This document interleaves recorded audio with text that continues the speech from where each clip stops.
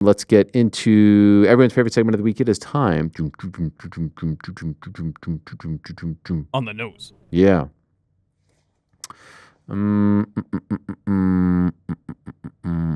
Oh, how about this from Alex Moreno up first? Ariel, this is me shooting my shot. Let me know if you need anything while you're here in the DFW area. I've lived here my whole life and would be honored to help you in any way. I know you're going to kill it this week and take the Paul versus Tyson press conference fight to another level. Should I take him up on his offer? Yeah, why not, man? Yeah. Okay. You're in DFW, you might as well. Yeah. I always thought DFW stood for Dana F. and White. That was Fort Worth. Dersh. Hello, Ariel and the crew. I'm a relatively new fan of the UFC, began watching in 2022, just like On Air Jordan. And have only seen Jones fight Ciryl Gane live. Jones insists fighting Stipe will be better for his legacy than fighting Aspinall. My question to you is, where would a win over Tom Aspinall rank right now in Jones's career victories? Second, third? Let me know. No, I mean, like he was fighting Shogun, he was fighting Lyoto Machida, he was fighting Vitor Belfort, he was fighting Alexander Gustafsson, DC twice, Rampage, Rashad. So by the time it's all said and done, maybe, but right now, no, of course not. And more interviews have come out. There's the interview with ESPN that has come out. There's an interview with Aaron Bronstetter. Here's my take at this point. And maybe people like it, maybe people don't. I just can't wait for Saturday. I can't wait for Saturday because A, I think Stipe is going to do a lot better than people think he's going to do.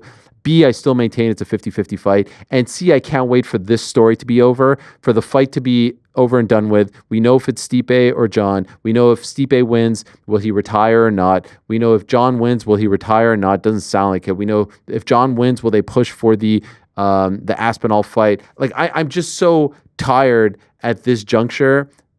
I reached the point yesterday where I was like, I'm just tired of debating this. I'm tired of hypothesizing it. I think Jon's playing us all like puppets. I think that the shots, like he mentioned something, I'm well aware. He's very good. He's very good at this. He said, I'm well aware of Tom Aspinall's resume. And then he pauses and he goes, or lack thereof. He knows that he's getting all the British fans riled up. He's leaning into the duck stuff. Magomed Ankalaev is coming after him as well. He knows all of this. And he's playing us like puppets. And so I just can't wait for this chapter to be over and we can actually move on and hopefully look forward to an Aspinall-Jones fight or an Aspinall-Miocic fight. That's my take now. Okay, here's something regarding the UK. Stephen Folks says, good day, Ariel and crew. Long time, first time. Glad you are all back in our lives. I've heard you mention a couple of times when talking through the numbered UFC events that will be coming up and where things will fit in. You mentioned that you had heard something big/special maybe coming for March 2025. I was hopeful of an event in the UK in March. Is that off the table, do you think? Or is the something potentially big going to be UK based? No, I don't think so. Especially, I mean, there is a March UK event. And by the way, didn't I say that to someone last week and they're like, no, I heard April? I feel like I heard. Tom Aspinall, no? Yeah, Aspinall did he try to correct me? No, I think it was Arnold Allen. Oh yeah, it was one of those guys. Some of those. Misinformed. Can of pisses. No, I heard something. I heard a pay-per-view, big plans for a pay-per-view. But PT, what do you think? What do you like right now? Here we are 4 months out. Pay-per-view. Of course. But you think Leon? Headliner? If you had to predict right now, who's the headliner? Listen, man, how many times do we see Leon actually courting an idea? I think the fact that he's put out a tweet here with the eyeballs, I know it is one press of a button on a phone, but that is massively purposeful when it's coming from Leon Edwards. I feel like Leon probably thinks like, wow, I've really been swept aside since Manchester. I'm not even in the conversation to get a crack at the title I just lost. I think he's very keen to remind us all what he's about. And honestly, I've seen the guy on his phone. He takes it out once a day and the thing just erupts with notifications. And then he goes, nah, I'm throwing this away for the day. Wow. So the fact that he got on the phone and he did something like that says to me that it's very likely it will be him. Would have loved Paddy and Moicano. But again, after seeing Paddy in Manchester, He's a draw unto himself. I think there are plenty of captivating fights they can put him in. And I honestly think that the UK audience will be very happy that it is taking place at a normal time, regardless of whether it's a pay-per-view or there's championship fights on it. The guys that they want to see are their guys. Whether they have belts or not doesn't really matter to them. So there was once a push. I would hear from fans saying, like, we don't want to just see UK fighters on a UK card. But now with the likes of Arnold Allen and Lerone Murphy and Leon Edwards and Paddy Pimblett, and on it goes, I'm missing a few. Obviously, Aspinall wouldn't be a part of something like this if he's the interim champion or fighting for the belt. I feel like you have to have those guys on there. I think that's maybe like a vocal minority on Twitter, but in real life, that's who the fans who are buying tickets to this event want to see, right? It completely kills the atmosphere in any country you go to. And I've been all over Europe for UFC events.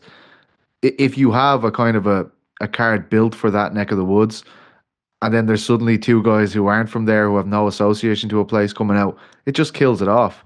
That's the buzz. It's, getting behind the guys. And I think that criticism probably goes back a few years when there weren't as many guys in these high stakes situations as there are now. As you mentioned, every one of the guys you mentioned, you could put up 5 names and hit one with a dart and it would be an interesting fight at this stage. Like there are so many guys in prominent places that I think this is the way to go. I think the fan base have been exhausted by these pay-per-view situations, the late nights, and the Manchester card in particular. So let's get things back to normal and see where we go from there. Okay, so right now, your prediction?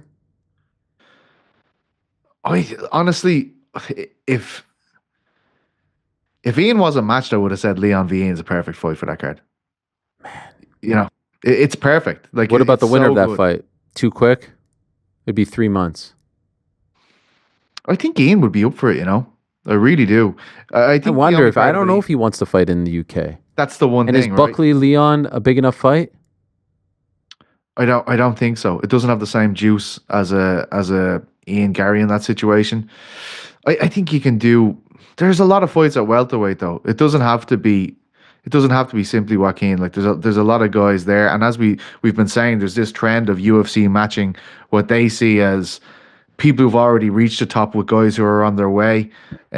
We've been talking about all these guys who represent a new generation of welterweight contender, including one of your guests today. So maybe there's more options than just Ian. I just think if I had my pick, I would pick Ian. What about Sean Brady versus Leon? Love it. I don't love it as much as Ian Gary. Yeah, no, I know. I like the Ian one as well because of the history there, right? There's a great story there. I'm assuming Shavkat is going to fight Bilal. I did see Colby's video.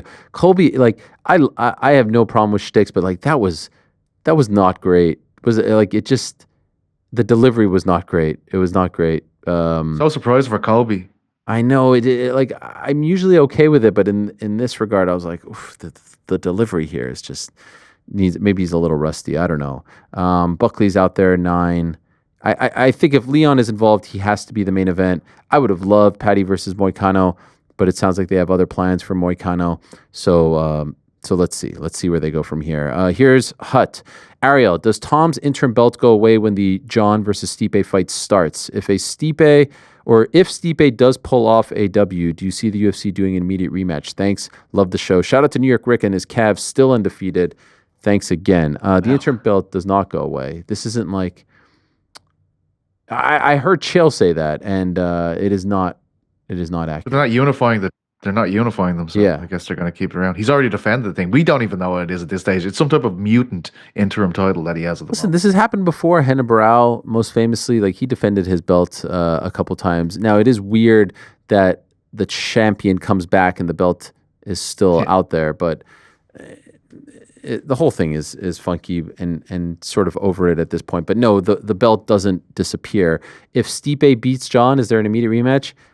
It's actually a question that hasn't been posed, at least not of me. Maybe, I don't know. That would be ridiculous though at this point, right?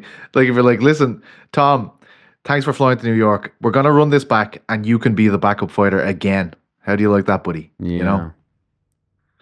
I saw a picture of is movement. We need progress. Sure. In every division, that's what we want. Tom has landed. I saw a photo of him on the plane. He looked a little snug there in first class. I mean, he's a big guy. That big bed chair he has, and he's like filling up every section of it. I was like, golly, Tom, could we get the PJ for him from Manchester to New York? But yes, I don't think they do it. Crazier things have happened. And I know for a fact, unless they're making up some new rule, his interim belt does not go away.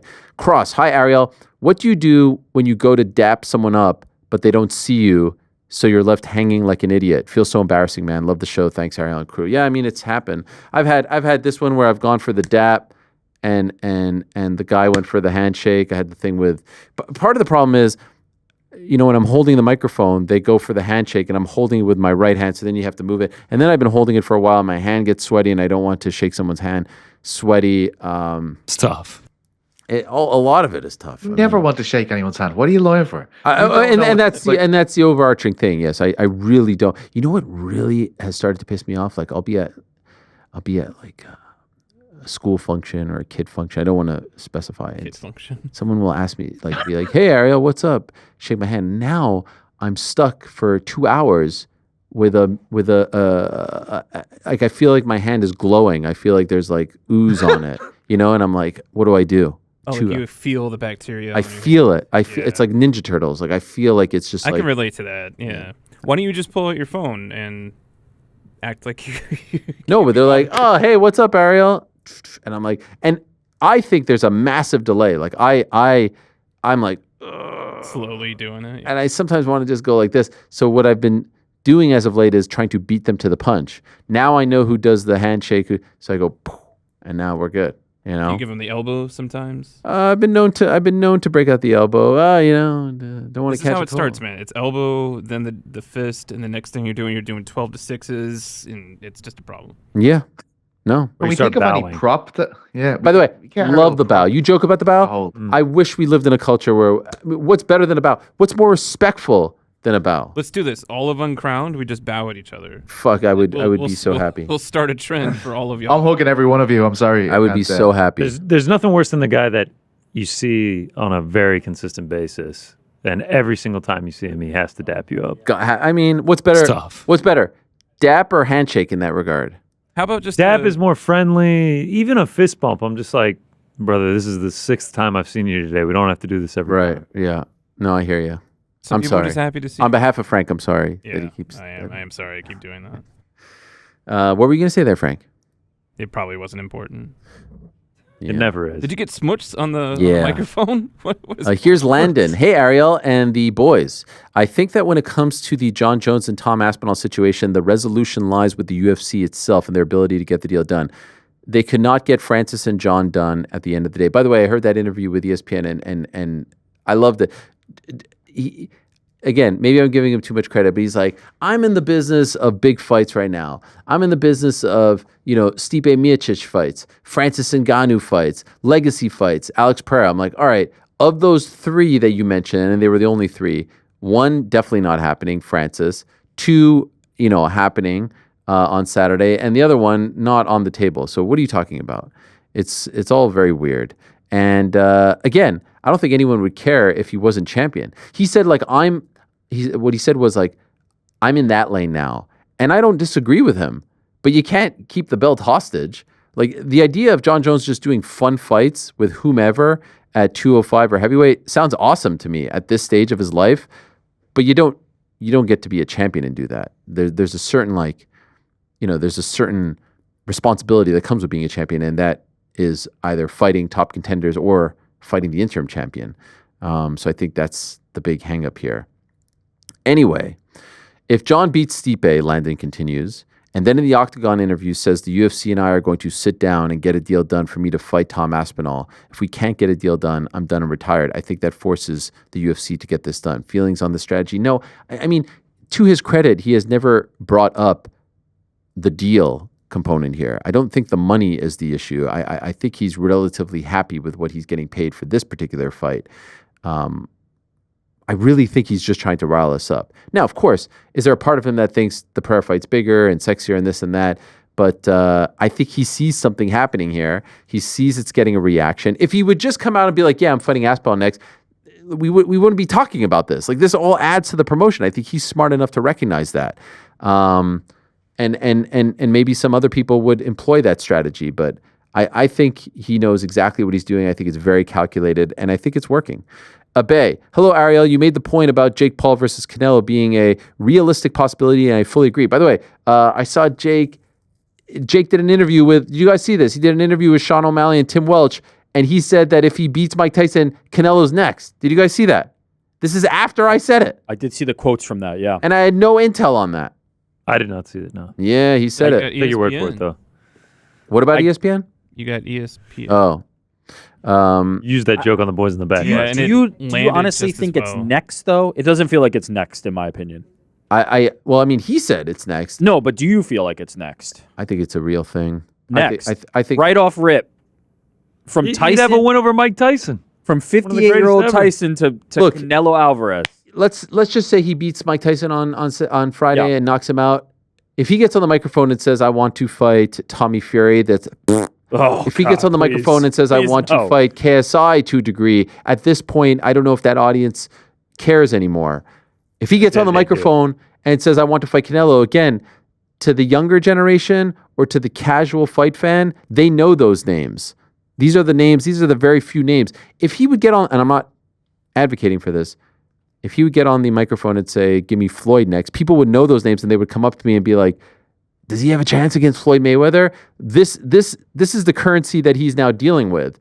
And just so I'm very clear, like, of course I want to see Canelo versus Benavidez or even the Bivol rematch, which I never really liked the first fight, like those types of fights. Of course.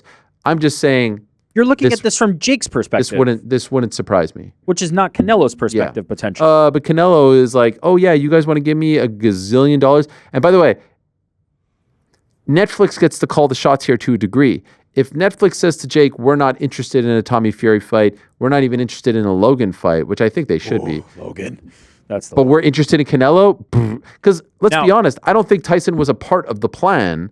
I think Tyson/Netflix made this his next outing. You know what I mean? We're in a situation where Jon Jones is getting called a duck for not wanting to fight Tom Aspinall. If Canelo Alvarez ends up fighting Jake Paul and not Benavidez, the things that are said about him would be heinous in comparison. But how to much what's money would it be said for? about Jon Jones? How much money would it be for Sure. potentially like one of the easiest fights he's had in his Oh, professional don't- career? If I was Canelo, I'd take that fight first, but I'm not Canelo, and I don't think he. People were hating on Canelo when he fought Munguia. Yeah. Like, so- imagine if it was Jake yeah. Paul. Imagine if he was saying, "I'm not fighting Benavidez." I don't think he gives a crap. Can't hate on someone for I an think- easy day at the office to make the most money you've made in your career. I think he does. I don't think it will be next. I am with you thinking that it could I feel happen like it's in a the real future. thing.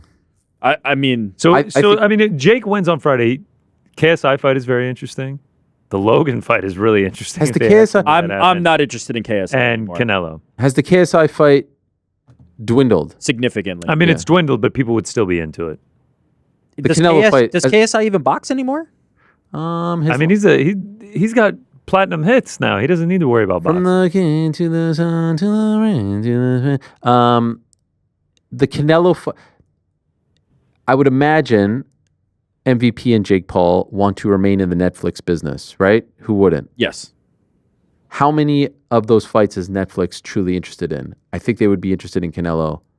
KSI, Logan, I would imagine, are both. Yeah, I mean, You don't think that those would? to a degree, yes, to a degree. I don't think Tommy Fury No. cuts the mustard. Oh God, no. They're definitely not interested in the Ryan Borland fights. No, definitely No, but not. the Ryan Borland fights were a bridge to get to the Tyson. Okay. You know what I mean? Andre August, Ryan Borland. If you just name like standard top 30 in the world boxer, it's probably not a Netflix fight, right? Let's just say it what it is. It is probably not. You need somebody with a bit of a name. You need a Logan Paul. You need a KSI. Or you need somebody of the caliber of a Canelo, of which there are very, very, very few.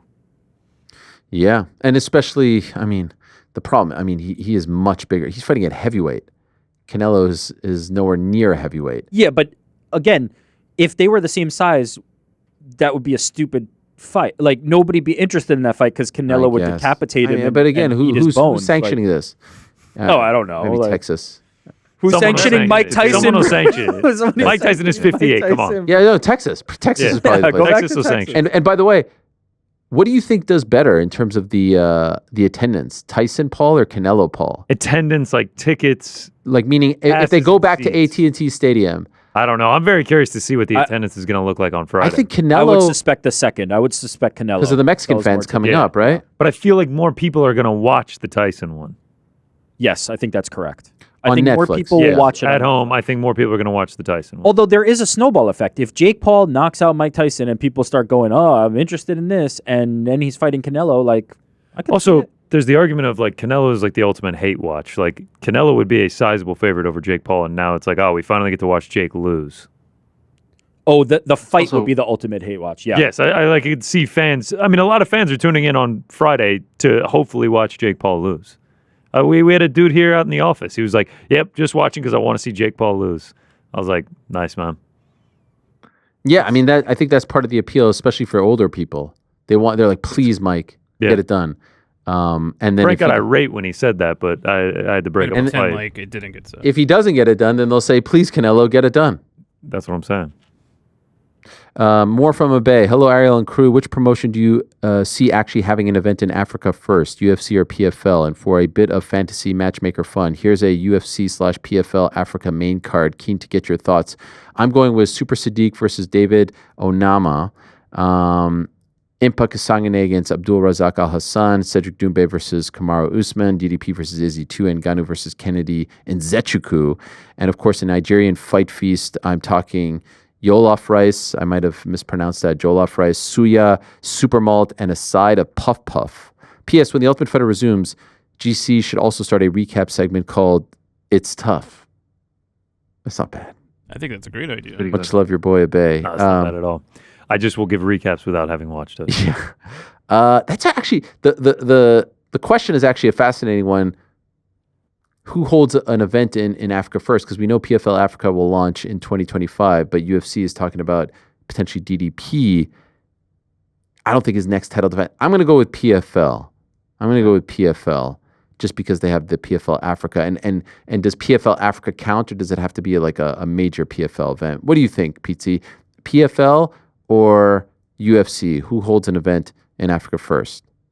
I think PFL. Like, I mean, if they're committing to setting up a whole arm of the organization out there, you'd think they're a bit further down the road than the UFC. Dana White has talked about how frustrating it is to get things over the line, and even in South Africa.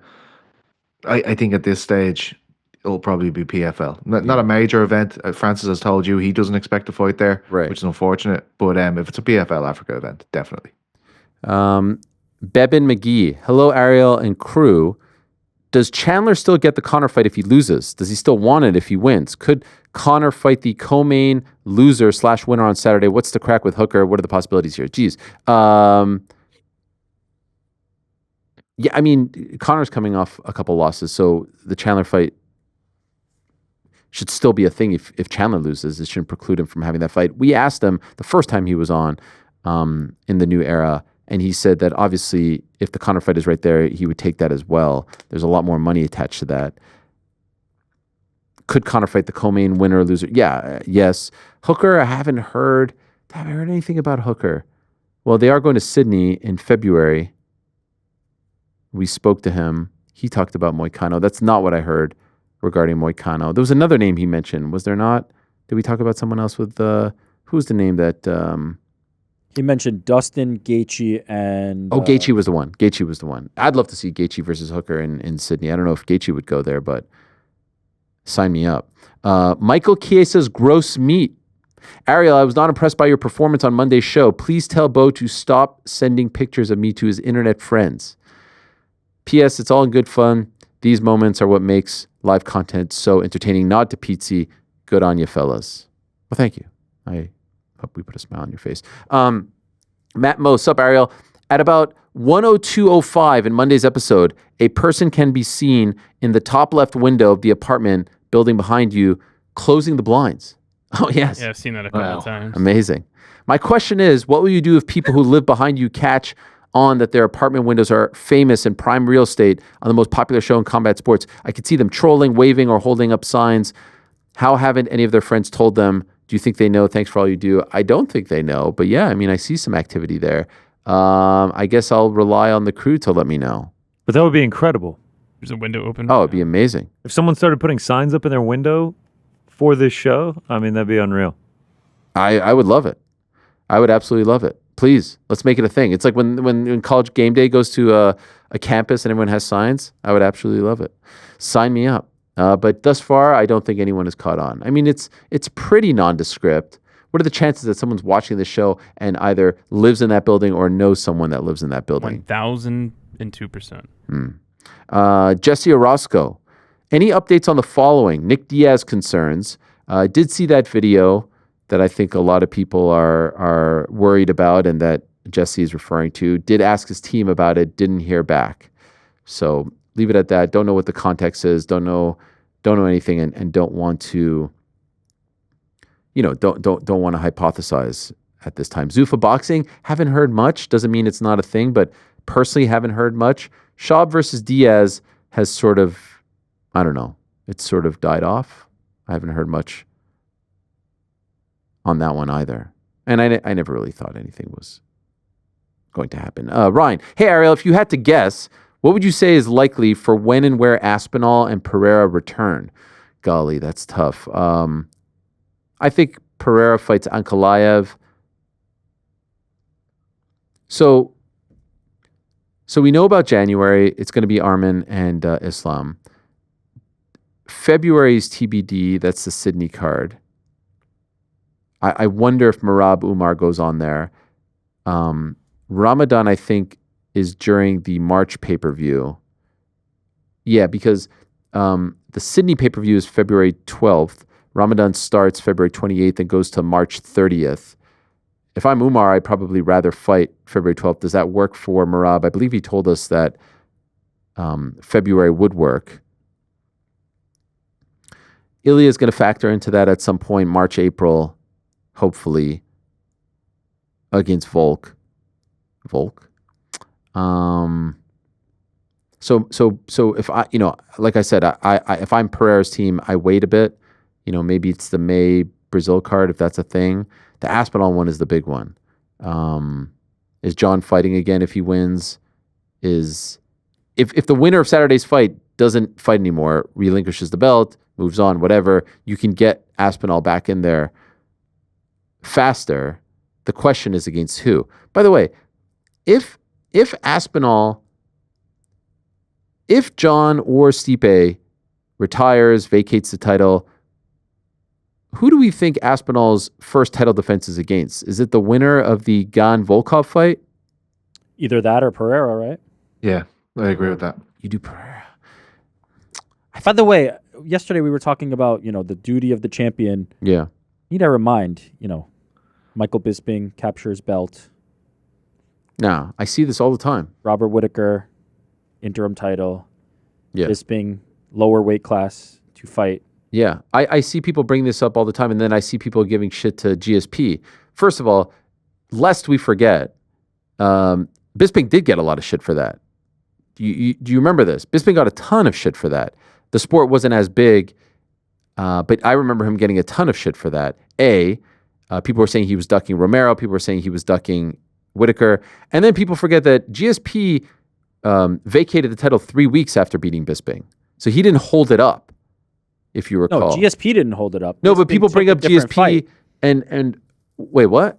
Bisping took a different fight than the interim champion. But people did give him a lot of shit. Do you not remember this? I remember it. I'm just saying there's even precedent. I mean, there's for precedent this exact thing. to get and Jon is getting maybe a little bit more. He hasn't done it yet. He hasn't even done it. He hasn't even beaten Stipe to then get the opportunity. Yeah, but people are reacting to his words, and most people would have said fight Aspinall on Saturday, not Stipe. This is. In many respects, this is the GSP Bisping fight. You know what I mean?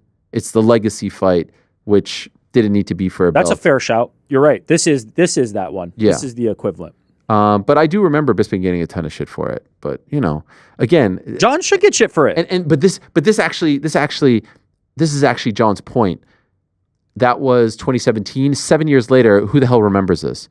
And the truth is, in 7 years, very few people are going to remember. Like, we're going to talk about it, and that's it. So much changes, so much happens, and so Jon's thing is, I'm not going to gamble. I understand to a degree what he's saying. It's just like he takes these shots, and people want the proper protocol and lineage, and so this is why there's a promotion, and they have to step in and say, and this is why in boxing, you have the sanctioning bodies that step in and say, okay, we're going to strip you if you don't do this.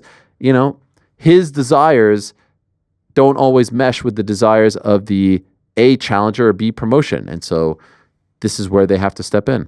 Yeah, the UFC would also need to want the Pereira fight. It can't just be Jon who wants it. If the UFC wants Magomed and Pereira to fight and not Jon and Pereira, then Jon's in a tough spot. Kai, with Turki buying the Ring magazine, and yes, he did announce this yesterday, with some lofty plans, making it a physical mag again, digital back issues, making the belts matter more. I mean, what he posted was quite thorough and obviously, you know, lofty plans. You know, he's a huge boxing fan and boxing historian and aficionado. And I saw some people say like, oh, maybe this isn't good. But here's the thing. Important to note, Oscar De La Hoya owned Ring magazine. And so it's not exactly like it was like this independent thing. A. B, I would not be surprised, no intel on this, there are the Ring titles, which are generally respected and recognized. If he uses those, you know how he makes those undisputed titles? If he tries to make that into his version of the UFC belt, that he can pick, oh, I'm going to do, I don't know, better be a Bivol 2 and IBF doesn't want to be on board, it's going to be for the Ring title. And just try to make that into his own thing. I wouldn't be surprised if that happens. I should have read the rest of Kai's question. Do you foresee a scenario where the Ring belt becomes the title in every weight class and we start to see a more monopolized structure to boxing similar to that of MMA? It's exactly what I was saying. And yes, I do see that scenario for sure.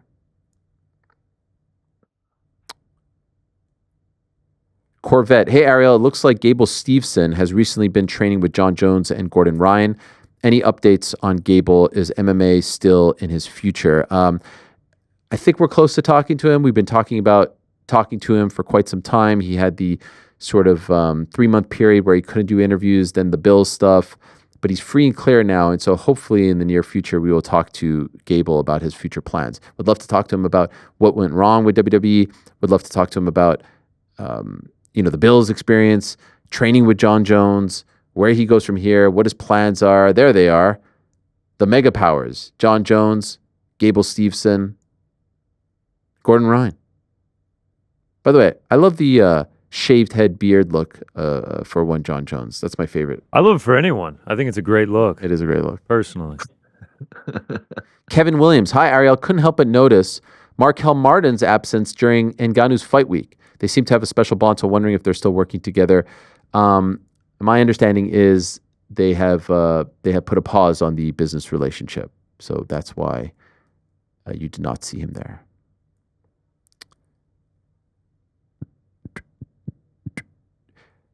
Moderator Emeritus Lewis, hello, great team. Would New York Rick kindly weigh in on the current status of social platforms? There's threats of mass X/Twitter exodus. Blue Sky is emerging as an alternative for Ariel. God bless Lewis. I was literally just about to ask, what is Blue Sky? And he offers the explanation. For Ariel, Blue Sky is a Twitter clone. Is Threads on life support or dead? Eric's thoughts carry great weight as always. Happy 1 month of Uncrowned and the Age show. Love always, Lewis. We saw the threats of mass exodus when Elon took over the platform, and you'll be shocked to know that the people who said, I'm leaving this platform forever, remained on the platform. Mm-hmm. It is a shocking development. Nobody's going anywhere. Nothing will change. The platform itself has definitely shifted.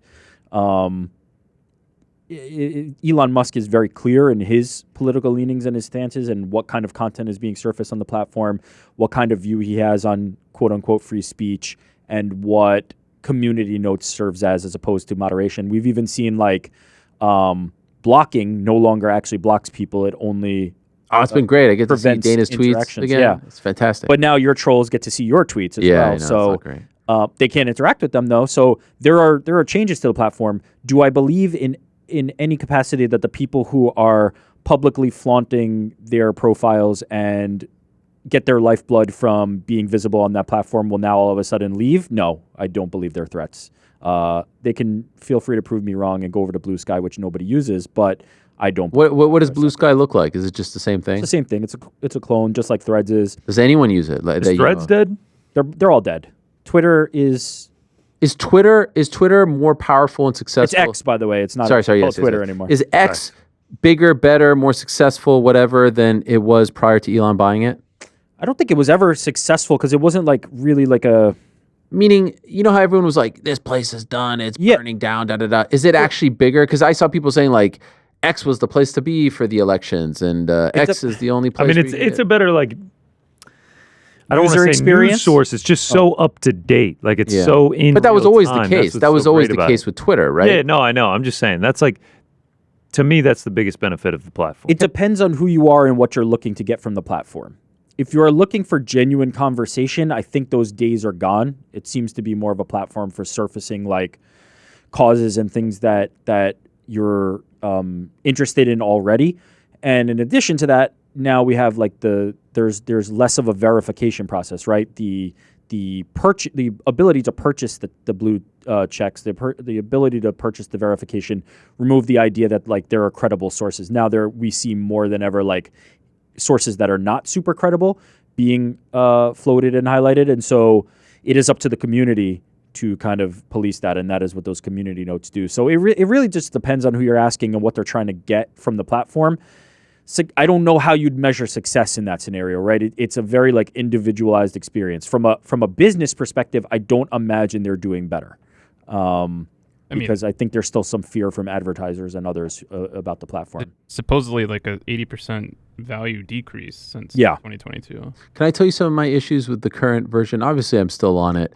I do notice a lot of, when I say bots, it's so very clearly like I'll tweet something like, we're talking UFC 309 on the show today, and then you'll get these comments like, UFC 309 is sure to be, it almost feels AI-ish, is sure to be a great card. I can't wait for all the action. Do you know what I mean? And I feel listener out there right now is just like, that. No, I see my this comment. all the time now. No, you're right. There's a lot of AI. There's a lot of AI that I didn't notice before, especially in the lead up to the election.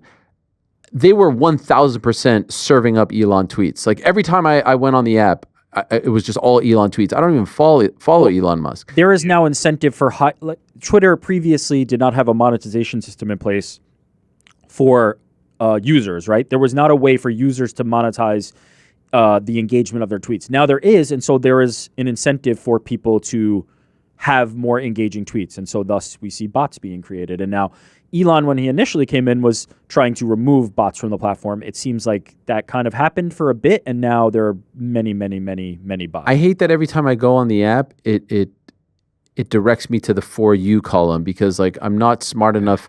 I end up freaking going down the rabbit hole of shit that I don't follow and don't want to see and never was subjected to. And it just seems like every time I open it, it's back to the For You, which is, clearly done on purpose. And it works, right? Because it works because you go down the rabbit hole. Yeah, you start to see, oh, what's this? Oh, what's this? Oh, what's this? And then there you are 10 minutes later, and you're like, what the fuck have I just been looking at? Again, so I wish the old verified days were back because it was so easy to just streamline everything. Didn't he say he was going to verify everyone? Didn't he say like there'd be no more of these faceless, nameless accounts who don't have an identity attached? That was an initiative early. Now it has kind of gone by the wayside. Carlos Prates had a fake ever. account this weekend, like tweeting as if it was him, and then Caio Bajalio. But was it verified? No, but I mean, people thought it was real. Yeah, I mean, that was the thing too. The problem was like if someone could just buy a tick and say, my name is Carlos Prates, and it may have been verified. I don't know. Actually, I saw a couple tweets from him. I was just like, oh, it's good to see him going off on social media. You're really trying to build that brand up. Second one from moderator Louis Emeritus. Ariel, did you finish watching / sleepwatching your way through the Vince McMahon Netflix series? If so, final thoughts. Yes, I did finish it several weeks ago, believe it or not. I genuinely enjoyed it, but I did understand in retrospect. I'd seen some criticism. The final episode felt like it was missing some new information. They try their best. Like if this would have ended before the latest allegations via Janelle Grant came out, then it would have been fine. But it did feel like it was missing something, and it was trying to wedge some of the old interviews to the new story and new allegations, new accusations, and that felt like it wasn't quite as seamless. I know that he wouldn't talk about it, and there was that one interesting part where they went back to Bruce Pritchard, and he sort of commented on some of the things where he talked about Shoemaker. That was interesting, at least watching it unfold. But overall, you watch it, there's a lot of nostalgia. That's what it was to me. Didn't learn a ton. I actually thought the two most interesting parts about it, and these things are tough. And so, I could sit here and criticize. They've worked on it for years. The early days stuff I thought was really interesting. Him as a kid, his upbringing, North Carolina, and then just the stuff about his relationship with his children, Shane, Stephanie, extremely interesting as well. But I just wish that last episode had a little bit more of the new stuff with new interviews attached to it as well.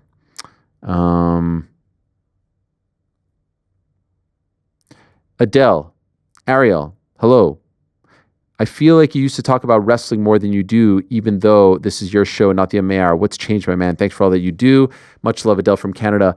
I really didn't, correct me if I'm wrong, guys, like we didn't really talk about wrestling that much on the MAR. We would have the odd wrestling guests, which I loved and am planning on having in this new era. People would get all crazy when you'd have like one wrestling guest every 3-4 months, but we wouldn't really come on the show and talk about Raw or SmackDown or this and that. I also just think a few months ago to a year ago, wrestling was like as hot as it's ever been. Yeah, it was WrestleMania time, and it will ramp up. Stream and stuff. It was just like so hot right then. WrestleMania time will always ramp up, like around Royal Rumble, around Survivor Series is coming up. That's a fun one. But also, I'm just answering. The part where we would usually talk about wrestling the most would be during On the Nose, I think. So, I don't know. I think we never really like broke it down on the Monday like we do a big UFC event and even a boxing event. But we'll get to it. I'm not worried about it. Matt Mo, sup Ariel? We all know Eamon and Guram are UNGC's spirit fighters. My question is, who is Rick, who is Pete, and who is Frank's spirit fighter? It's a good question. Yeah. I got nothing. Somebody help me out. No, I don't have a clue. I don't really got anything. I mean, the obvious is like Rey Mysterio for Frank. Yeah, I think that's good. I think we stick with that. I've just Why can't never it be the seen anyone with Undertaker? his skin condition before. No offense, Frank. I've just No, never I mean- seen it. It's very rare. It is rare. It's a rare. It's illness, very. It's not even in the DSM-5. Can Is it be there the any Undertaker? UFC fighter that has gout or whatever, or sleep apnea, whatever those guys? Shara Yeah, Bullet is a both. pirate. Who is? So Oh, Shara Bullet. Shara Bullet, Can I pull? he's a pirate. So I can't mean, pull off the beard. I could possibly pull off the eye, but I can't. Like pull off maybe like a there's no one like that like really sticks out. Maybe like a Roman Kopylov for Rick. Get the hair going. I mean, it's a little too much, little too much curls on the hair. I was gonna say Chase Hooper, but Rick isn't as boyish. well, Tom Egan for PT. yeah, Who? very similar. Yeah. What? He was the third Irish man to ever fight in the UFC. I'm Third or- casual, bro. You got Third or second? Second. Okay. Oh, third. Ah, It you was said Tom Big Egan? C Yeah. and the other guy that Ant knows about. Yeah. David something or other. Nah, you don't look like this guy. Jorit. Jacked and handsome.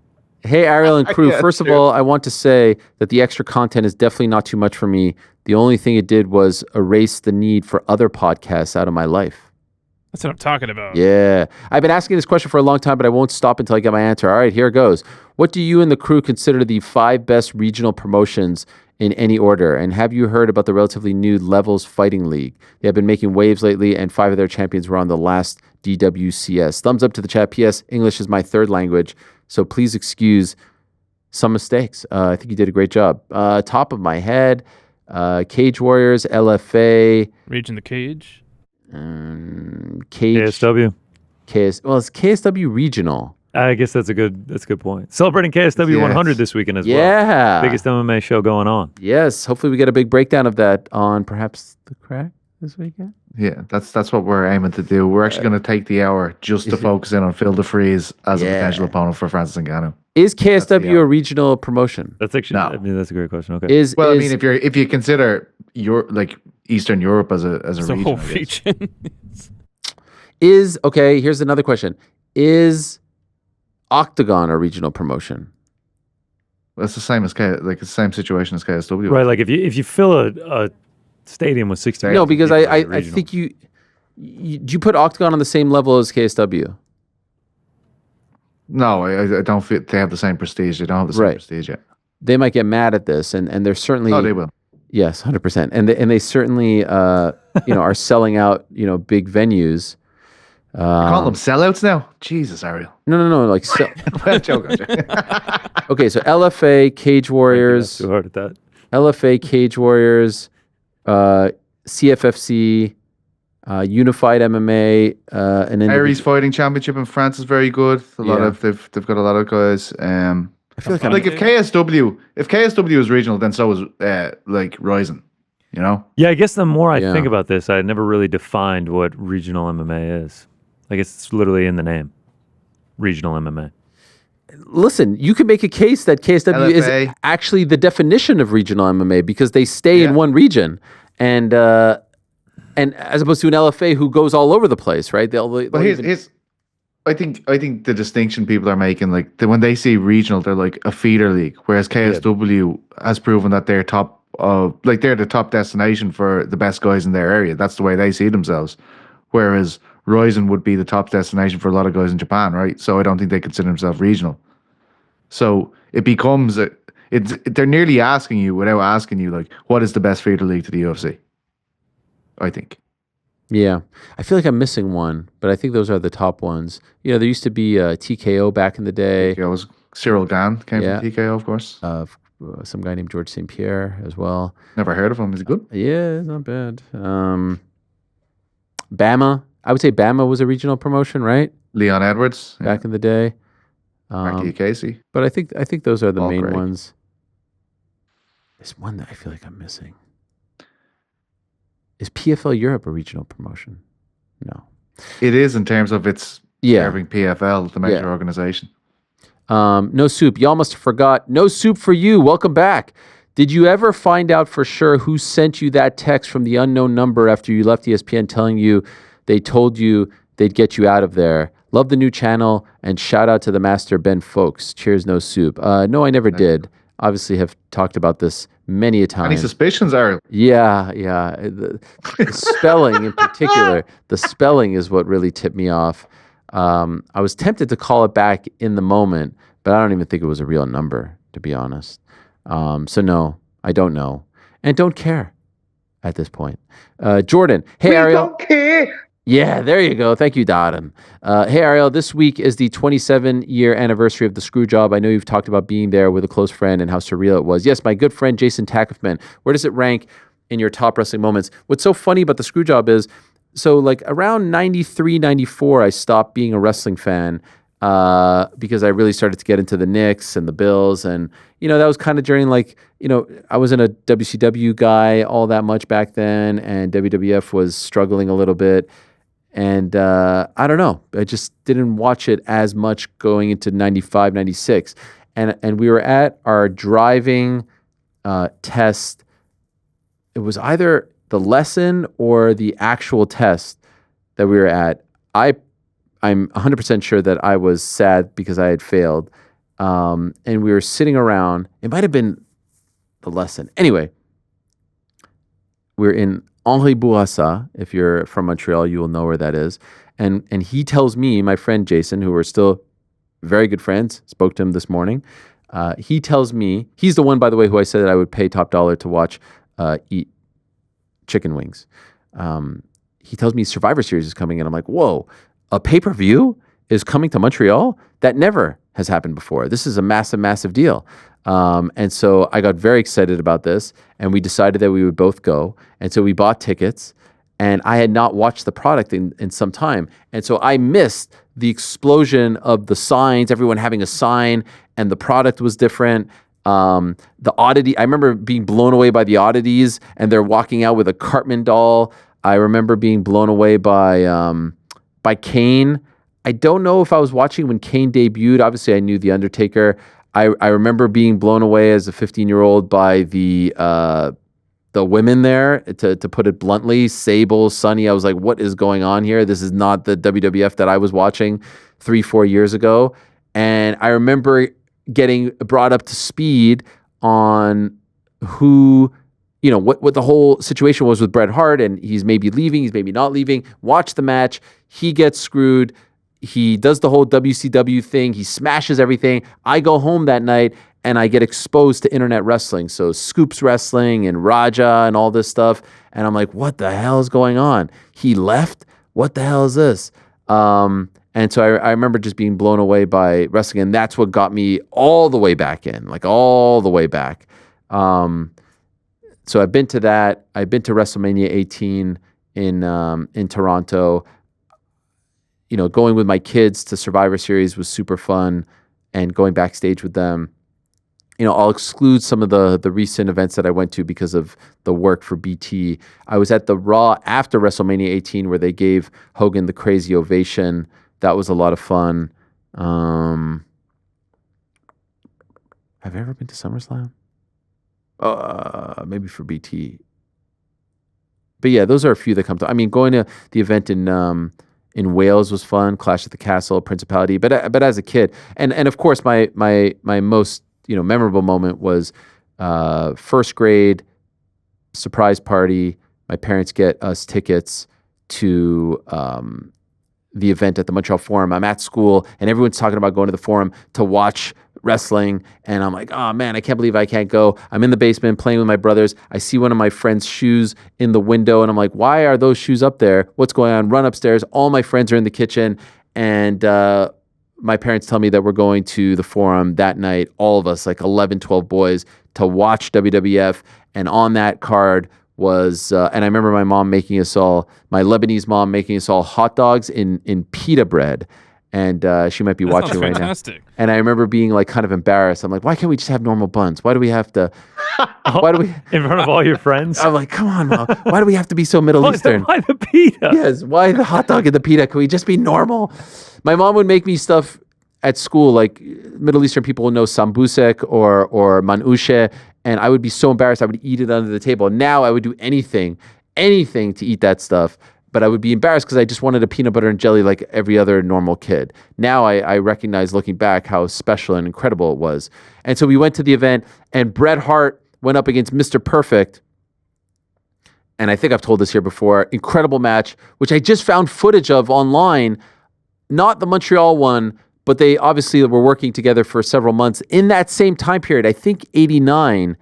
And I saw it, and it brought me back what Perfect was wearing, what Hart was wearing, and they were going back and forth, and Perfect's out, and Bret is crawling, and then finally gets his arm over Perfect, and it's 1, 2, and then ding, ding, ding, time limit. And I'm like, come on! It was an incredible finish. In fact, when we were looking for new stuff in the studio over here.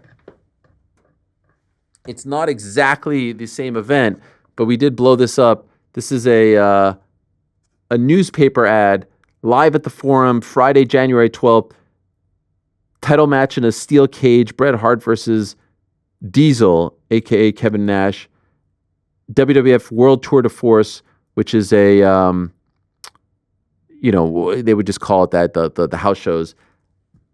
Last time at the old Montreal Forum, the last house show at the Montreal Forum, Survivor Series was at the Molson Center, now known as the Bell Center. But that was pretty remarkable. Is it really called the old Montreal Forum? Well, no, I think they were just, it should have been just the Forum. But this is like a newspaper ad. Tickets make great holiday gifts. So that event that I went to for my first I think it was the first live event I've ever been to, but in the first grade, the birthday party, that event was at the Forum. So this seemed significant. Can we go back to those hot dogs for a second? Was there yellow mustard available? I just feel like that wasn't a thing. Can I be honest with you? Please. I despise mustard on hot dogs. All right, so we're going to move on to the next question. You're just straight ketchup? I'm just straight ketchup, and I think it's Relish? insane. Why am I Onions? not surprised? Yeah, I think it's I am as well. I think it's I don't like insane. mustard either. I think it's Wow. insane. I don't think it's insane that people don't like ketchup on hot dog. I think it's insane that people think this is a weird thing. No, I don't. I actually like ketchup and mustard. It can't be just ketchup though. Y'all want to know my favorite hot dog topping? Tell me. Very southern. Oh, I thought you were going to say berries. No. Chili. Very southern Sauerkraut? coleslaw. Oh, that is very. Slaw dog? Wow. I'm okay with that. Sounds all right. That sounds all Oh, right. I'll suck down some slaw dogs. All right. Okay. We'll add that one to the bucket of things that were said yesterday. Can I tell you my favorite? Like if I've I got that. Can I tell you my favorite? My favorite is ketchup and relish. I was going to ask, relish is good. Just the fact that you don't like even mustard seeds, like Sweet relish? You know, sometimes I feel like sweet relish is too sweet, but I don't mind it. dill relish all the way. Yeah. What about Chicago lime? I was going to say, yeah, y'all go crazy with like the Chicago dogs. I feel like with the dogs, simpler the better. Nah, Chicago dog is amazing. What's mustard seeds? They're just the seeds that mustard comes from. Dijon, honey? Any type of mustard? That's for Frank. I don't like mustard in general. Period. No What mustard. kind of dogs are we working with? Hebrew accompanied natties? the pita? Hebrew the pita dogs? National? It was Yeah. ketchup. It was ketchup. It was ketchup ketchup, pita, yeah. Nathan? I do like a Hebrew National. I mean, the last time I had a hot dog, I So- can't even remember. Answer the question though. Yes.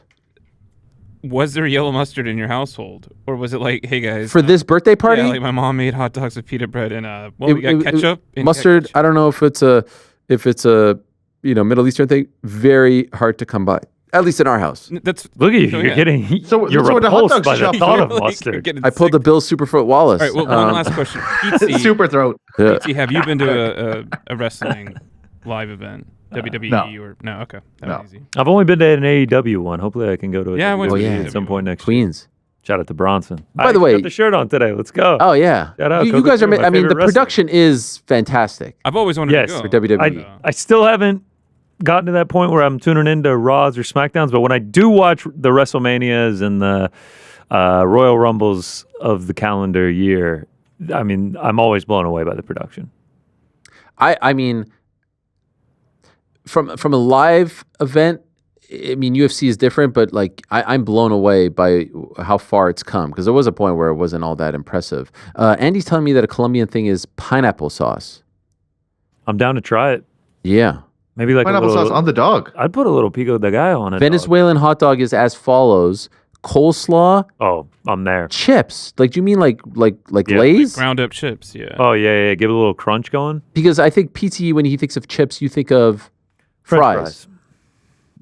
Well, they're different, but anyway, okay, I get you. Okay. Parmesan, mustard, ketchup, relish, mayo, all that. Mayo. This is a lot. That is And if you're Colombian, Incredible. it's pineapple sauce. Okay, now I get it. Pineapple sauce on Here, top can of you all check of that? In Oh, addition, separately. No, separate. Oh, separately. Separate. You guys grilled or boiled dogs? boiled. Oh, you sick. boiled is gross. You disgust me. Beautiful. You disgust me. I thought it was going to Well, be unanimous. You disgust grilled. me too. I thought it was going to be unanimous grilled. You just throw the pouches of processed And then meat drink into the boiling water. Yeah, That's big. yeah. Hot dog. Yeah, we don't water. eat them that much over here. When honestly. you look at the water, by the The way, Super Bowl is probably the only time I eat. I'm not those. gonna lie. I don't eat hot dogs too often. when's the last time you had a hot dog? I actually can't, in New York. I can't remember. Maybe like a 4th of July, but not even this. No, I had one this year. Yeah, I had one this year on 4th of July. 4th of July. Grilled. Oh yeah. Even sautéed. If it's bad weather outside, I'll throw it on a pan. Pan, actually, I don't mind. I prefer pan. Like you slice it open. Pan Yeah. more so than. If I'm eating a boiled. dog, I'm like you. I You like don't my hot boil dogs it? well done. I like it boiled. Yeah. You, Alright, you dirty just water jumped in dogs. on this? You were serious, Yeah, Frank? yeah. No, you're sick. The fact that this is a 2-2 split on boiled Is that versus not how they grilled? sell them on the street in New York? The classic dogs, like a dirty water dog. Isn't that what they call them? Dirty water dog. disgusting. Yeah, I'm that's getting what they kind of call it. grossed out. Rick, are That's you, what Anthony are you Bourdain calls boiled them. or He knows grilled a hot fucking dog? thing or two about. He about he food. wagged his finger. Rick just said F. He's too busy. He's too busy. I mean, it's just one word, boiled grilled. You just got to get it out. I think read between the lines. He likes it boiled. He's hashtag locked in. Very good chance I think those pita hot dogs were boiled, by the way. Oh, pita Nice. dog. A pita dog with ketchup boiled? Yeah. Okay, I'm getting pita. sick. Was it cooked in like a clay oven? Like, I'm really intrigued. No. This was definitely from the store. No, I imagine she made these hand battered, right? I don't know Like, about this. This is crazy. Let's call her up. We can call her up. I do want to ask one last question to Rick, or is he busy? He's No, very he's too busy. He was too busy to even give me boiled grilled. God, this is an incredible question. Let's just ask it to the group. Okay. It's actually hilarious. HG Spike, yo, Ariel and crew. This question is just for Rick for absolutely no reason. Rick, would you rather spend every weekday of your life handcuffed to an 8-foot tall plumber or a regular sized plumber who only ever screams when he speaks? It has to be one of these. Thanks in advance for taking this seriously. Also, and new this Saturday. If this guy knew how busy Rick was right now, that might have been the best on the nose question we've gotten in a long time. The fact that he finished it with the and on news Saturday is also great. By the way, the next question is grab his Rick and twist it. This is the guy's name. Hola, Ariel and crew. What is up with this, quote, Rick the type of guy looking like, quote, end quote, nonsense going on? Gout? yeah, the gout and the sleep apnea. Gout and sleep apnea. He does kind of look like that. Oh. All right, so but back to this question. Someone's got to answer this. Yeah. Either Yeah. way, you're drawing massive attention to yourself. 8-foot tall plumber or one that's short, but he screams every time he speaks. How Go with often, the screamer. how often is he speaking? This is an awful scenario. I would pay good money to just hear Rick try to make sense of it all in a matter-of-fact tone. We have to bring this back when he isn't as busy as he is right now. How busy is he right now? Can you interrupt I him? mean, he's not even in the room. We're Oh, having he's a back now. situation He's right back. here. But I mean, he's dealing. He's wheeling and dealing. I asked grilled boiled. He gave me a finger wag, so that shows you how. Do we have Big Carlos in tow? Is he there? Not yet. Oh, okay. Are we getting him or? Nope. Oh, we're not. Yeah. Wait, what? I'm only kidding. Oh, fuck. We're efforting right now. Oh, he Jesus. said that so. That you that was cannot very joke good about way that. to- That is- that I mean, it very was good. pretty funny. That is out of bounds. All right, we'll get him in a moment. Jalapeno Man, hey Ariel and crew, I have a bone to pick with Bruce Buffer and Dana White with how we announce champions pre-fight. For UFC 309, Bruce Buffer will undoubtedly announce Jon Jones as the undisputed UFC heavyweight champion of the world, but isn't this completely false by the very definition of the word undisputed? Jon is the most disputed world champion of all time. Yes, I said this yesterday. He is the disputed heavyweight champion of the world, which is a great title. I actually think he should run with that. Print the merch. I also remember Dana announcing Conor McGregor as the reigning defending UFC 155 champion when Conor was fighting Floyd. At the time, Conor was reigning, but definitely not defending.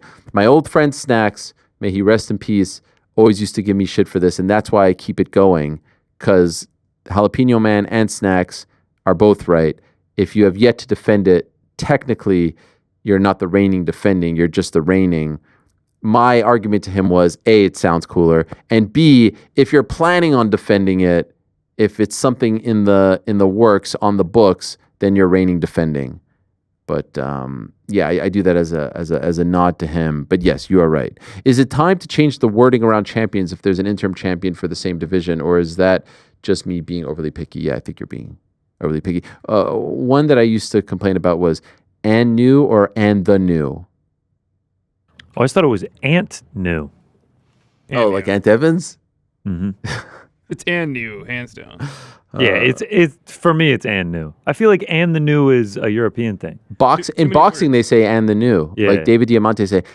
And in pro wrestling back in the day, it was and the new. I guess like grammatically, and the new makes sense. And They the do the new double second UFC name in heavyweight boxing. champion of the world. And And new. You like Actually- the double second name, Ariel? Like Ariel Helwani.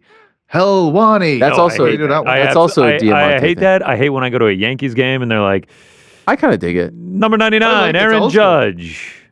Number Judge. 99. La Mata. La I like Mata. It's Oh, old I school. hate it. Why am I not surprised that boxing stand would it. add a useless word in to just drag everything off? Wow, it's a little bit.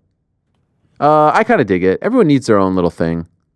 I don't mind it. It's really not that big of a deal. One thing that's weird about boxing is that they'll announce the guy and then they'll announce them again in the ring. Do you notice that? And now coming down, say hello to the undisputed WBC champion. You know what I mean? I think KSW have the best way to do it ever. Like, they give you the guy's backstory as he makes his way to the ring, and then they just fight as soon as both of them are in there. It's great. This man has been forged in the cliffs of Finland as he's walking down. It's great. I love that shit. Yeah. No? But you know what I mean? Like, they'll announce them, and then they'll come to the ring, and then they'll announce them again. We just heard the announcement. Yeah. It seems... Just that they're trying to waste as much time as possible, these boxing broadcasts, as far as I'm concerned. Yeah, it's a lot Trying of to Wait, invest. I just said the same thing. Me and you, Frank. Pizza, you want to do our own boxing show? Yeah, we just talk about the Oh, yeah. Yeah, we just Another long have one tonight, opinions Frank. about- We're going to be joined by our next guest in a moment, but I'm trying to get a quick one in here. Oh, how much time do we have? Maybe I don't need a quick one. You could do a quick one. All right. Here's a fun one. Dupes, hi Ariel and the crew. With Trump's ties to Dana and the UFC, what should have been Trump and Kamala's slogans to combat sports fans? Imagine you knew nothing about both parties' policies. I can see Trump preaching that he'll let Khamzat come to the U.S. so he could get a title shot. But what could Kamala have ran on to get the MMA fans to vote for her? Were there any like openly? We are starting a fighters union on my first day. Yeah, I guess that would be it. But like, I'll unify the heavyweight title. Maybe she did a ding with yeah. Nina Drama. That would have helped. yeah. Here's my take on this. It's not exactly the question. I do think that there is a very, very, very strong argument to be made that Dana White, the UFC, Joe Rogan, that Trump's appearances on these events, that his relationships with these fighters helped secure him the definitely. the presidency. Like it a was plan. brilliant, right? It was 100% plan. Like, No, not planned. Oh, 100% was planned, but it worked. That's the thing. Of Oh, yeah. course they planned this. Of course it was part of the strategy, but it actually worked, and it worked, I think, better than maybe most people predicted. But the whole thing, like the 18 to 34-year-old age range, and it's not just white males, going on all those podcasts, being associated with all those people, like, you know, Dana, you know, people kind of mocked him for the way he said, oh, Nelk Boys and Rogan and Theo Vaughn. It worked, man. It absolutely worked. And the UFC in particular was a huge, huge part of it. Like it or not, it absolutely worked, in my opinion. So, yeah. How about that? The UFC. Powerful. how about that? Adam, hello, Ariel. I'm so glad you are back in our lives. I've noticed a few subtle changes to the intro. The first being a new voice over person compared to the previous MMA Hour intro, and your signature, the Mixed Martial Arts Hour is back in your life, got cut. Well, it's not the MMA Hour, and it is Lenny Hart. It's the exact same person. It's the same person from the MMA Hour days, same person from the ESPN days, same person now. She just obviously changed it because it's not called the MMA Hour ago. Would you ever revisit this change to the intro? Perhaps the Ariel Helwani Show is back in your life? I don't know. I feel like it's too long. What do you guys think? Wait, people are really upset about this. Maybe we can workshop this one. Sorry to The nitpick. Love first the show. 15 seconds, mate. It's Like, crazy. Very important. Also, any comments on Josh Haley and Haley Steinberg? That's not who he's dating. He's dating Haley Steinfeld. They're not all the same, all right? I don't even know. I had no clue they were dating until yesterday. What is Haley Steinfeld known for? Is she an actress? Yeah. Spider-Man, right? Spider-Man across. It's your boy's daughter, My boy's daughter. Jerry. No, this is Steinfeld. Jerry's Seinfeld. Oh, they're not That's what the I'm same? saying. Yeah. Thanks for watching this video. Hey, before you go, do me a favor, hit that sub button, give us a thumbs up, hit the little bell thingy as well. Leave us a nice comment or two. We appreciate you all very much.